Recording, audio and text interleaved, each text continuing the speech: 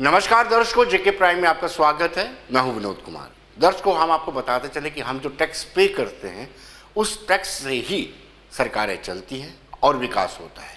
लेकिन हम अक्सर अपने कार्यक्रम के माध्यम से सरकार को आगाह करते रहते हैं कि गुणवत्ता पर नज़र रखी जाए, यानी क्वालिटी वर्क पर ध्यान दिया जाए। आज हम आपको सीधे लिए चलते हैं सांबा मानसर रोड, जो सीधे उधमपुर में मिलती है, और यहाँ से असेंशियल कमोडिटी जब बंद होती है, बर्फबारी होती है, तो कश्मीर तक यहाँ पर पहुँचाई जाती है। जम्मू से कश्मीर तक एसेंशियल कमोडिटी पहुँचाने के लिए ये भी एक लाइफलाइन है। लेकिन आप देखेंगे कि सड़क की कितनी बुरी हालत है। और आपको बताते चले कि बार बार जम्मू के नेता ये आरोप लगाते हैं कि जम्मू खित्ते के साथ पक्षपात किया जा रहा है पर्यटन के नज़रिए से, यानी मानसर सुरिंसर दोनों ही बड़े ऐसे पर्यटक स्थल हैं।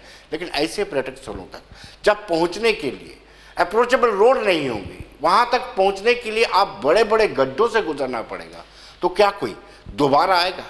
एक बार कोई टूरिस्ट अपनी फैमिली के साथ आ जाएगा, लेकिन जो हालत देखेगा, क्या दोबारा आएगा?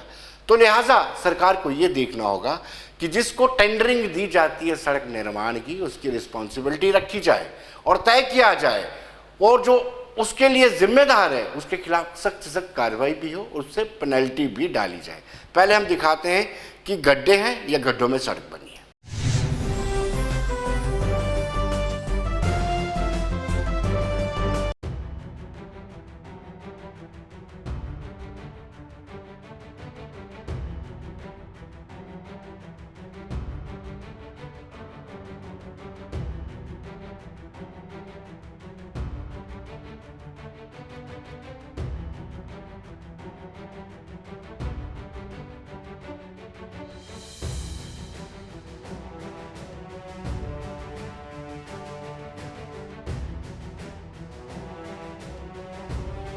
इस समय हम मानसर उधमपुर मार्ग पर मौजूद हैं और आपको मैं बता दूं कि जिस इलाके में इस समय हम मौजूद हैं, ये बिंदु का बेड़ा इलाका है। मानसर से लगभग 1 किलोमीटर पीछे जब आप सांबा की तरफ से आते हैं, आपको मैं बताऊंगा कि यहाँ पर विकास कितना हुआ है। मेरे पीछे आप देख सकते हैं कि ये जो सड़क मार्ग है, इसकी हालत बद से बदतर हो चुकी है। ये खड्डा जो कि सड़क के बीचों बीच लगातार बढ़ चुका है। पिछले कुछ दिन पहले ये खड्डा काफ़ी ज़्यादा छोटा था, लेकिन पीडब्ल्यूडी विभाग सांबा की नालायकी देखिए, लगातार यहाँ से खबरें आई थी कि यहाँ सड़क के बीचों बीच काफ़ी बड़े गड्ढे पड़ चुके हैं, वो बढ़ सकते हैं। बारिश अगर 1-2 होगी तो लगातार बारिश यहाँ पर हुई, और बारिश के चलते आप देख सकते हैं कि सड़क की हालत बद से बदतर है, और ये काफ़ी बड़ा रिस्क जो है वो यहाँ गुजरने वाले लोगों के लिए बना हुआ है। खासतौर पर मानसर के लोगों की बात करें तो उनके लिए भी बना हुआ है। आप देख सकते हैं कि इस खड्डे की हालत क्या है। देखिए, ये जो खड्डा है, खड्डे के उस पार भी अब आप नज़र मारकर देख सकते हैं। यानी जब यहाँ सड़क का काम लगाया गया था तो उसका जो बेस तैयार किया जा रहा था, वो आप देखिए पत्थर और मिट्टी के साथ इसका बेस तैयार किया गया। तो जो मिट्टी और पत्थरों के साथ बेस तैयार किया गया तो वो कितनी देर टिकना था। लोग भी ये कह रहे हैं कि कई बार विभाग के चक्कर काट चुके हैं, ये परेशानी लेकर उनके पास गए हैं, लेकिन अभी तक कोई हल नहीं निकल रहा। बड़ी बात यह है कि यहाँ से जो ट्रक हैं वो देश के कई अन्य हिस्सों से आते हैं और एसेंशियल सप्लाई लेकर कश्मीर घाटी की ओर जाते हैं। अगर ये सड़क पूरी तरह से टूट जाती है, जिस तरह से बारिशें लगातार चल रही हैं, तो यहाँ यातायात पूरी तरह से अवरुद्ध होगा। ये सड़क पूरी तरह से बंद हो जाएगी। सांबा से लेकर उधमपुर तक, श्रीनगर तक यहाँ से जो कनेक्टिविटी है वो टूट जाएगी।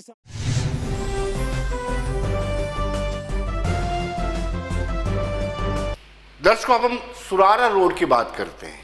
ये कुछ रोज पहले बनती है, उसके बाद ब्लैक टॉपिंग होती है और एक बारिश आती है और पूरी तरह से चरमरा जाती है। हमने ये आपको पहले भी एक दिन दिखाया था किस तरीके से बुरी हालत है इस सड़कों की। यानी जो टैक्स पेयर होता है उसको चुभता है कि हम अपना टैक्स देकर के विकास की उम्मीद करते हैं, और लेकिन सरकार की लापरवाही या फिर अफसरों की लापरवाही और ठेकेदारों की मिलीभगत से ये सड़कें ठीक से नहीं बन पाती हैं। अगर ये सड़कें ठीक से बन पाएँ तो कहीं ना कहीं लोगों को राहत मिले और सुकून भी मिलता है टैक्स अदा करने।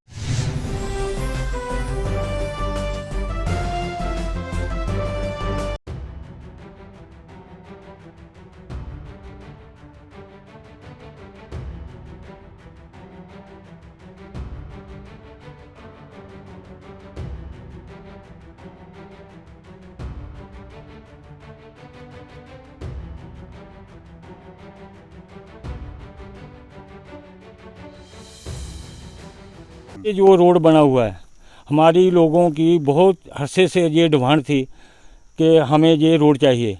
अगर प्रधानमंत्री साहब या गवर्नमेंट ने, प्रशासन ने ये रोड हमें दिया है, जहाँ ठेकेदार ने जो हमें पुल बना कर दिया है, तो आगे जो रोड है सुराड़ा से इधर जाता है सुम तक, अभी पता नहीं कंप्लीट किया है या नहीं किया आगे इन्होंने। जितना रोड इन्होंने हमें कंप्लीट करके दिया है, तो आप ये रोड की हालत देखिए।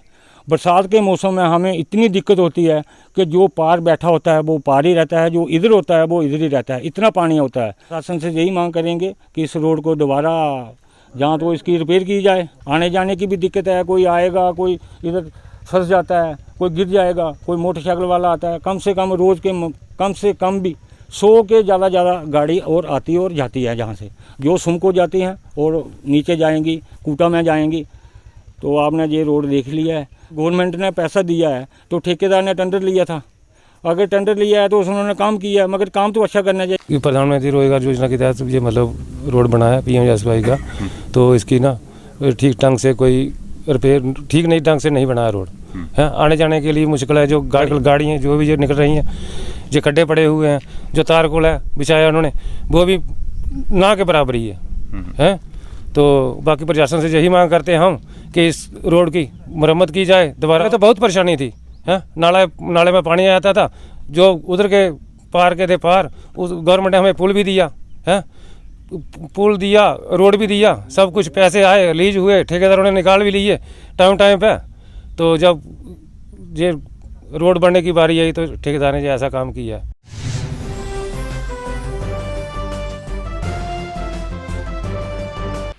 दर्शकों, कुछ रोज पहले ही हमने चिल्ला डंगा लिंक रोड के बारे में भी आपको बताया था कि कुछ रोज पहले ही वो बनी थी और उसके बाद जैसे जैसे कोई हैवी गाड़ी चलती थी वैसे ही वो सड़क बैठते जाती थी।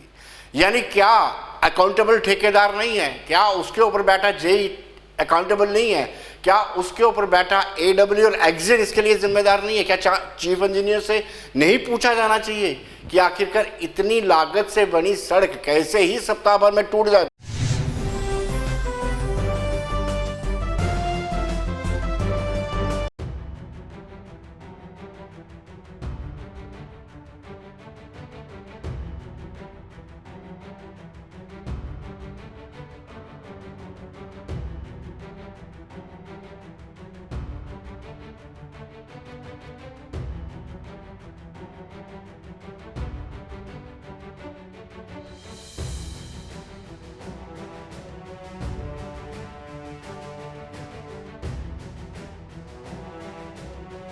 आपने देखा है जो सरना चिल्ला डंगा रोड है, जिसका अभी 3.5 किलोमीटर पार्ट जो है अभी बिल्कुल ख़राब पड़ा है, जिस पर गाड़ियां नहीं चल रही हैं।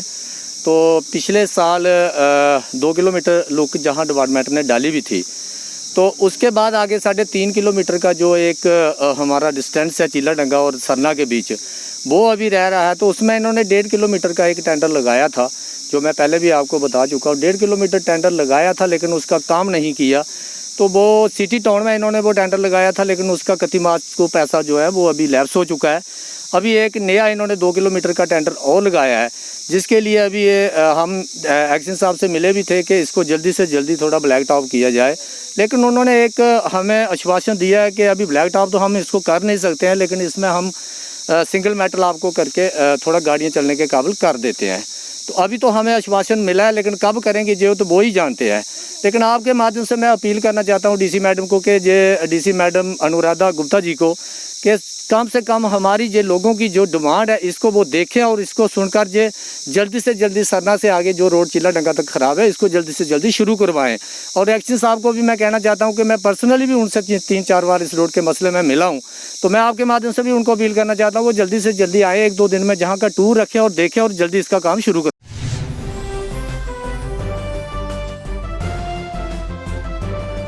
दर्शकों, लोगों की डिमांड के बाद 30 से 35 साल के बाद सियोड़ा में ब्लैक टॉपिंग होती है। लोग खुशी मनाते हैं, उस दिन लड्डू भी बांटे जाते हैं, लेकिन करीब 10 दिन बाद ही वो सड़क फिर पूरी तरह से चरमरा जाती है। सड़क के पूरे गड्ढे पड़ जाते हैं, जहाँ से गाड़ी निकलती है वहाँ से सड़क दबती जाती है। तो कहीं ना कहीं गुणवत्ता, क्वालिटी वर्क कहाँ गया?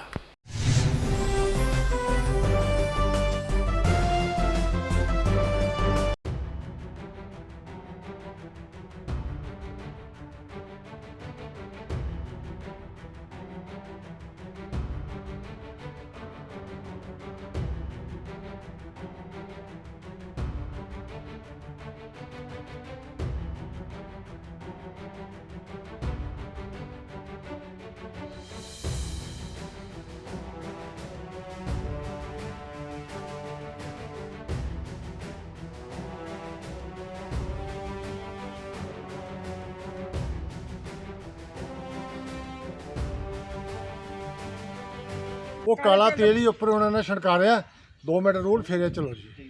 ਕਿੰਨੀ ਦੇਰ ਬਾਅਦ ਬਣੀ ਹੈ ਇਹ ਕੋਈ 2004 ਚ ਬਣੀ ਹੈ ਜੀ। ਗੁਰਚੈਨ ਸਿੰਘ ਚਾੜਕ ਦੇ ਟਾਈਮ ਪਰ।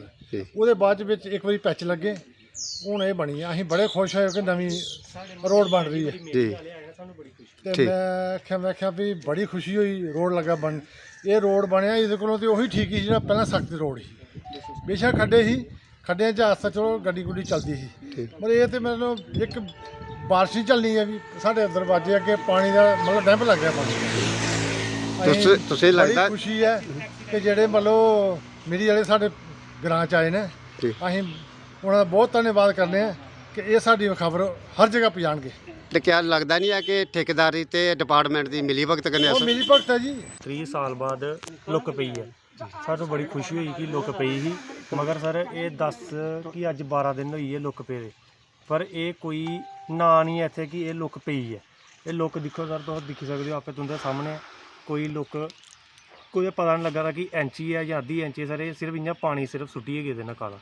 साढ़े इत्थे पहले श्री अश्विनी शर्मा MLA रेह्दे, उ'नें भी असें अपनी एक डिमांड रखी कि साढ़े इत्थे एक पुली बनाया जाए ते इत्थे थोड़ा चौंक एक खुला किया जाए, अच्छे तरीके कन्नै कम्म किया जाए।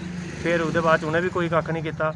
फिर MLA श्री कमल अरोड़ा होर रेह् साढ़े इत्थे, उ'नें भी कोई कक्ख नहीं कीता।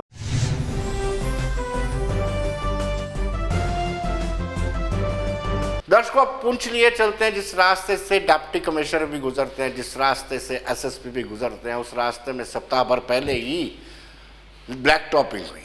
दर्शकों, ब्लैक टॉपिंग का भी एक सीज़न होता है। मुझे नहीं लगता है कि जब मानसून शुरू होता है तब ब्लैक टॉपिंग की जानी चाहिए। ये टेक्निकल भी वायबल नहीं है। और आप अगर इसके आसपास, बरसात के आसपास अगर ब्लैक टॉपिंग करते हैं, सड़क का मरम्मत कार्य करते हैं, निर्माण कार्य करते हैं, it means there is something fishy. कुछ ना कुछ अफसरों और ठेकेदारों में मिली भगत है। ये बयान करते हैं। हमने लोगों से बातचीत की और लोगों का ये कहना है कि हफ्ते पहले ही ये सड़क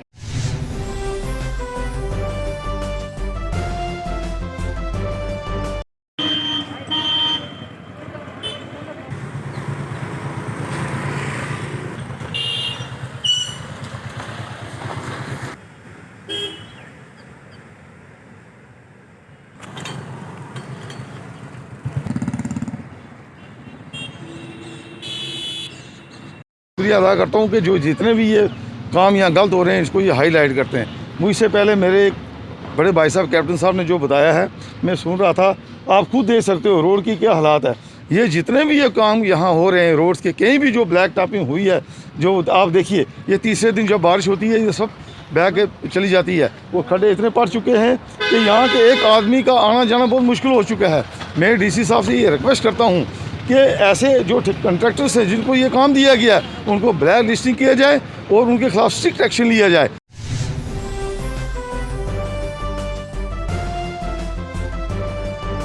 दर्शकों, कुछ रोज पहले ही हमने आपको ये भी बताया था कि बतार ब्रिज जो सबसे लंबा ब्रिज है और सेना के लिहाज से बड़ा इंपॉर्टेंट है, इस ब्रिज पर भी ब्लैक टॉपिंग हुई। लेकिन 3 दिन के बाद ही जैसी बारिश पड़ी उस ब्लैक टॉपिंग वो बिल्कुल उतरती नजर आई। यानी कब तक हम अपने आंख को आंखें मूंद लेंगे, कब तक हम इस तरीके से प्रशासन को चलने देंगे, कब तक ये सांड गांड चलती रहेगी और कब तक सरकारी खजाने का लूट खसूट होता रहेगा।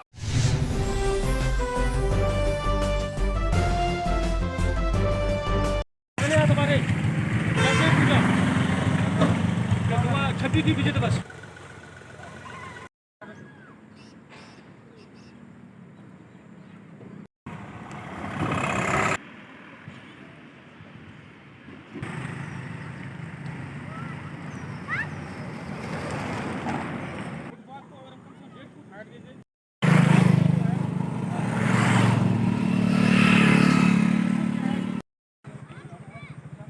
जो बेतार ब्रिज है ये पुंछ का सबसे लंबा ब्रिज है और इस ब्रिज की आप हालत देखें, कितने अरसे से यहाँ पे लोगों की परेशानी रही है कि इस ब्रिज को ठीक किया जाए। अब ज़रा सी एक दिन लोग तो इन्होंने डाल दी, थोड़ा सा वो करने की कोशिश की, लेकिन पुल पे जंप देखिए आप बिल्कुल वैसे के वैसे। और दूसरा इसके अलावा जो अधूरा काम छोड़ दिया गया है। एक वक्त होता था जब इससे पहले हम देखते थे सरकारों में कभी काम होते थे तो वो काम अधूरे कभी नहीं छोड़े जाते थे, काम प्रॉपर वे में किए जाते थे। लेकिन this is for the first time कि इस तरीके से छोटा सा काम करके उसे छोड़ दिया जाता है। मेरी इस वक्त ऑनरेबल गवर्नर साहब से गुजारिश है, गवर्नर साहब आप कोई भी काम करवाएं, कम से कम उसे ये ज़रूर ऑफिसरों को इंश्योर कराएं कि एक बेटर वे में काम दिखने शुरू हो जाएं, चीज़ें जो हैं वो दिखने शुरू हो जाएं। पैसा भी लग रहा है, चीज़ें भी जो हैं वो पब्लिक के लिए बेहतर नहीं हो रही हैं। ये एक बॉर्डर एरिया का ब्रिज है, मोस्टली इस ब्रिज को आर्मी यूज़ करती है, यहाँ की हज़ारों की तादाद में जो पब्लिक है वो यूज़ करती है। तो इस ब्रिज का बेहतर होना आवाम के लिए और ख़ासकर डिफेंस के लिए भी बहुत ज़रूरी है।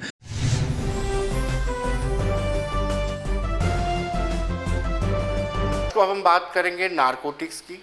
एंटी नारकोटिक्स टास्क फोर्स ने 3 लोगों को हिरासत में लिया है। इन 3 लोगों से 14 करोड़ की हेरोइन पकड़ी गई है, यानी नशा, तस्करी, ये सारी चीज़ें इसमें मुलव्विस हैं। एक नई चीज़ के तार जुड़ रहे हैं कि इन लोगों के तार पाकिस्तान में थे, यानी इन लोगों के पास जो सप्लाई आती थी वो पाकिस्तान से आती थी और ये चेन जुड़ रही है।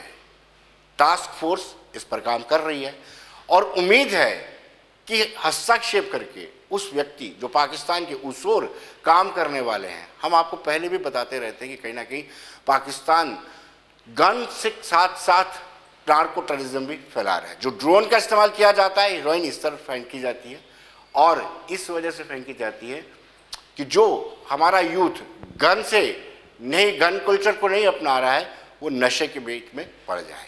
अगर किसी की जनरेशन नशे में संलिप्त हो जाती है तो उस देश का, उस राज्य का, उस यूटी का भविष्य आधर में लटक जाता है।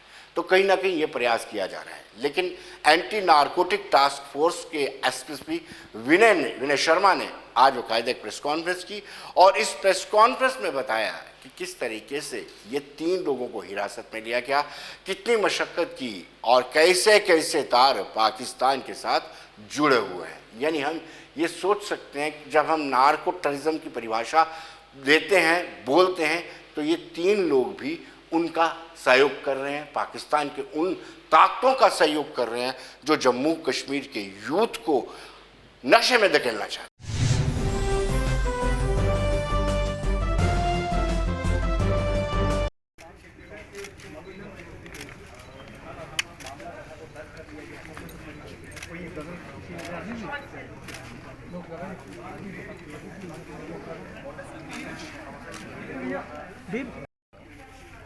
यार ठीक करे करना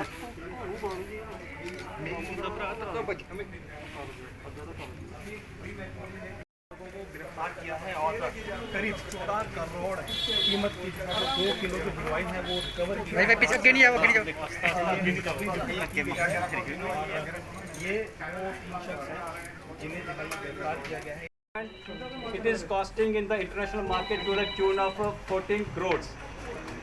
On 19th of this month, we got a specific information regarding some consignment of 2 packet heroine हमने जब्त किए हैं। 3 लोगों को गिरफ्तार किया गया है।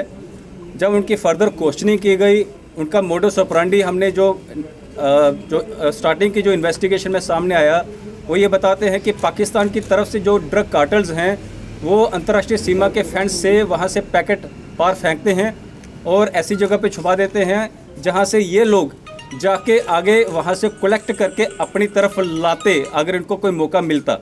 उससे पहले ही ये लोग गिरफ्तार हो गए और कुल मिला के हमें 2 किलो हीरोइन हमने जब्त की जिसकी अंतर्राष्ट्रीय मार्केट में कीमत 14 करोड़ रुपए है।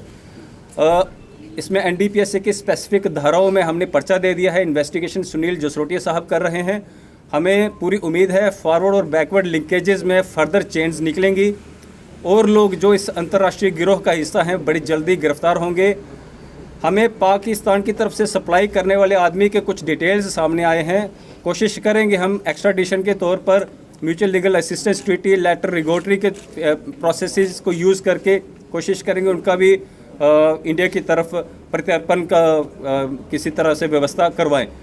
इसमें अगर इंटरपोल की अगर ज़रूरत पड़ेगी सहायता की वो भी हम लेंगे।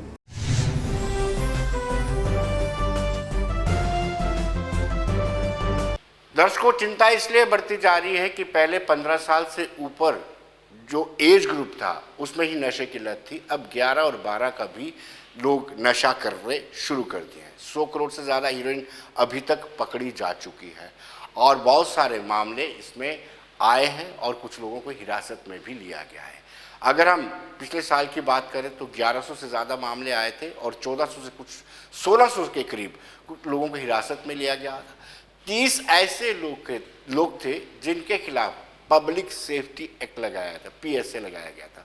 हमने कुछ रोज पहले भी बताया था कि किस तरीके से सेंटर्स बने हुए हैं, उनमें जाना चाहिए। परिवार वालों को ये सोच के ले जाना चाहिए अपने बच्चों को, समाज से कोई पर्दादारी नहीं करनी चाहिए, क्योंकि एक बीमारी है जो नशे की लत पे लग जाता है, उसको बीमार समझा जाना चाहिए। हमने सेंटर्स की डॉक्टर से बातचीत की, वहाँ जो लोग थे जो खुद अपनी स्वेच्छा से, अपनी इच्छा के साथ इससे मुक्ति पाना चाहते हैं, उन लोगों से भी हमने बातचीत।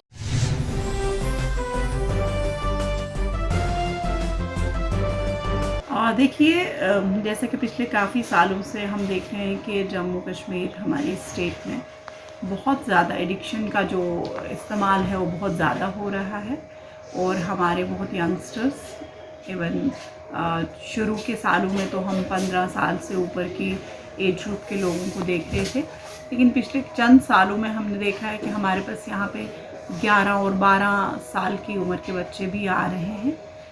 देखिए, एडिक्शन में दो चीज़ें हैं, एक तो डिमांड जो लोगों की तरफ से आ रही है, जैसे एक बच्चे ने शुरू किया, उसने अपने दोस्तों को बताया और उसके अंदर भी क्यूरियोसिटी हो गई उस चीज़ को इस्तेमाल करने की। एक तो डिमांड बहुत बढ़ रही है, दूसरा ये है कि सप्लाई बहुत ज़्यादा आ रही है। कोई चेक नहीं है प्रॉपर कि कहाँ से इतनी ज़्यादा ईजी अवेलेबिलिटी है ड्रग्स की।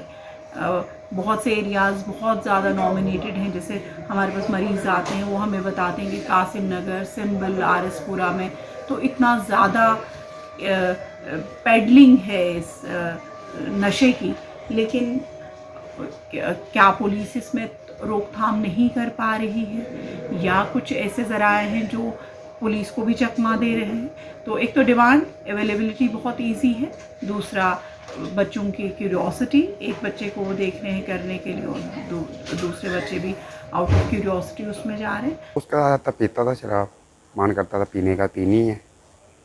उसके बाद बैठ के नशा करता था और सेंटर में आया था। ऐसे पैसे की नाश जिंदगी। किस तरह से लत लगी जो ऐसे मूड कर दिया दोस्त के साथ बैठने का, पीनी है, चले गए दरिया के कंढे में, तो रेड़ा लाया, अपने पीने के शुरू हो गए और नशा करता रहता है। नुकसान बहुत होता है, पैसे ऐसे लाइफ ख़राब, पैसे आपकी ज़िंदगी लाइफ ख़राब। देखा गया तो इसमें सोसाइटी का ज़्यादा असर रहता है, ठीक है ना। सोसाइटी में मतलब एक दूसरे को देख के ही लोग इसमें ज़्यादा कुछ चले जा रहे हैं। और दूसरा रीज़न ये रहता है कि इसको एक बार अगर कोई भी यूज़ कर लेगा तो वो मतलब विदिन 20 आवर्स वो एडिक्ट हो जाएगा।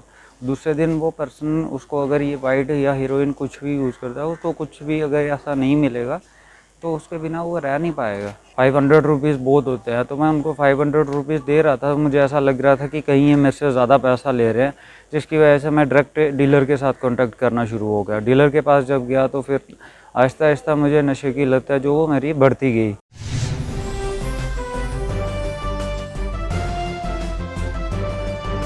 दर्शकों, अब हम बात करेंगे डोमिसाइल नियमों में जो बदलाव हुआ है, तो कहीं ना कहीं सियासत गर्माती जा रही है। कल ही हमने देखा था कि भारतीय जनता पार्टी के सीनियर नेताओं ने बाकायदा एक प्रेस कॉन्फ्रेंस की और प्रेस कॉन्फ्रेंस करने के बाद उन्होंने ये क्लेम किया कि ये जो नियम है ये भारतीय जनता पार्टी की देन है। जो भी डोमिसाइल होल्डर होगा, मेल होगा, फीमेल होगा, उसके साथ जो शादी करेगा उसको भी डोमिसाइल मिलेंगे।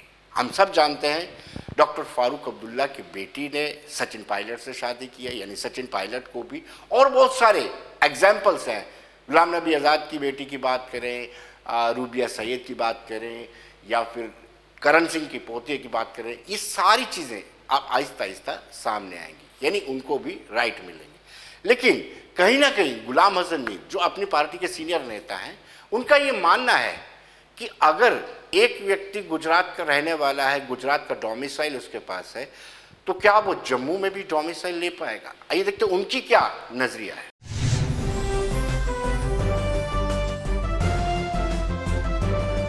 यहाँ पुराने कानून के मुताबिक जो यहाँ की लड़की बाहर शादी करती थी तो वो टोटली उसका हक जो था वो ख़त्म हो रहा था। उस सिलसिले में चाहे यहाँ की जो भी लोकल पॉलिटिकल पार्टीज थी, सभी ये महसूस कर रहे थे इस कानून को तब्दील करने की ज़रूरत है, क्योंकि वो भी यहाँ की रहने वाली है। ये सही कानून नहीं है। अब की बार जो इन्होंने उनके हुकूक को तहफ़्फ़ुज़ किया, उस हद तक के ह्यूमैनिटेरियन एंगल है वो हर कोई तस्लीम करेगा। ये ला, इसमें क्लियरिटी की ज़रूरत है। डबल डोमिसाइल कैसे होगा? अगर गुजरात का लड़का होगा, उसने यहाँ शादी की, क्या उससे गुजरात का डोमिसाइल फिर ख़त्म होता है या नहीं? If he continues domicile of Gujarat, how he can be the domicile of Jammu and Kashmir by just marrying here? ये एक ऐसी इस कानून में गैर वाज़ेह पोजीशन है। इस लिहाज से अपनी पार्टी का ये स्टैंड है कि ये यहाँ पर इस कानून में ये नुक्स है, ये नुक्स इसमें दूर करने की जरूरत है।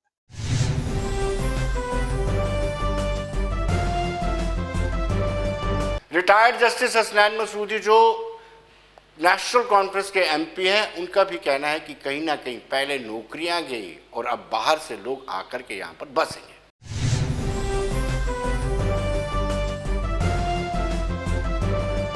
जैसे कि आप जानते हैं, जम्मू कश्मीर में 5 अगस्त 2019 से पहले जो भी असामियाँ मुश्तहर होती थी और जो भी सरकारी नौकरियाँ होती थी, उस पर सिर्फ हक था जम्मू कश्मीर के पुश्तनी बाशिंदों का। तो जो स्टेट सब्जेक्ट लॉ है उसकी रूह से, तो 5 अगस्त 2019 में जो ये हमला किया गया 11वीं तारीख पर कश्मीर की शिनाख्त पर, जम्मू कश्मीर की शिनाख्त पर, इंटीग्रिटी पर, उसके बाद डोमिसाइल लाया गया, डिसेंट्रलाइजेशन एक्ट जो है, जिसके तहत ये सारी जो असामियाँ थी, सरकारी नौकरियाँ थी, ये जम्मू कश्मीर के पुश्तनी बाशिंदों के लिए मखसूस थी, उसमें तरमीम की गई, उसको डिलीट किया गया और एक नई चीज़ लाई गई, डोमिसाइल। इस डोमिसाइल में सिर्फ स्टेट सब्जेक्ट्स, परमानेंट रेजिडेंट्स को ही नहीं शामिल किया गया, बल्कि जो कुछ इसमें जो सेक्शन 3 है उसमें तरमीम करके कुछ और जो लोगों को उसमें लाया गया और उनको कहा गया कि ये डोमिसाइल, इन पर डोमिसाइल हक है, डोमिसाइल सर्टिफिकेट इसको दी गई। उसमें जैसे कि अगर कोई सरकारी मुलाजिम यहाँ बाहर का हो, स्टेट सब्जेक्ट ना हो, 10 साल से ज़्यादा यहाँ पर वो फाइज हो नौकरी पर। तो इसी सिलसिले में जो 16 अक्टूबर को एक तरमीम की गई कि नहीं, अब जो स्पाउसेस हैं, जो लोग, जिन लोगों को डोमिसाइल सर्टिफिकेट मिलेगी, जैसे जो ये दावा करें कि 15 साल तक हम यहाँ रहे हैं, या उनके जो बच्चे हैं वो कहें हम 15 साल के हमारे वालिदैन या वालिदैन में से एक यहाँ रहा है, या जो हमने सरकारी नौकरी की है यहाँ पर, या हमने 7 साल यहाँ पर तालीम हासिल की है। तो अब वो सिर्फ वही नहीं, ये जो नया है, नया जो प्रोसीजर आ गया, अब उनके स्पाउसेस, देखिए ये जैसे प्रेस में या आमतौर पर जो तासुर है, ये उन खवातीन के मुतालिक है जिन खवातीन की शादी जो पुश्तनी बाशिंदा है, परमानेंट रेजिडेंट्स हैं, लेकिन उनकी शादी रियासत से बाहर हुई है, जम्मू कश्मीर से बाहर हुई है, अब उनके जो शौहर है उनको भी हक मिलेगा। ये ऐसी बात नहीं है, उस हद तक महदूद नहीं है, बल्कि ये अब अप्लाई करता है सारे जो स्पाउस है। देखिए, जिनको भी डोमिसाइल सर्टिफिकेट अब मिलेगी, उनके जो स्पाउस हैं, उन स्पाउसेस को भी इस नए कानून की रूल से, इस नए प्रोसीजर की रूल से ये हक मिलेगा, डोमिसाइल का हक मिलेगा।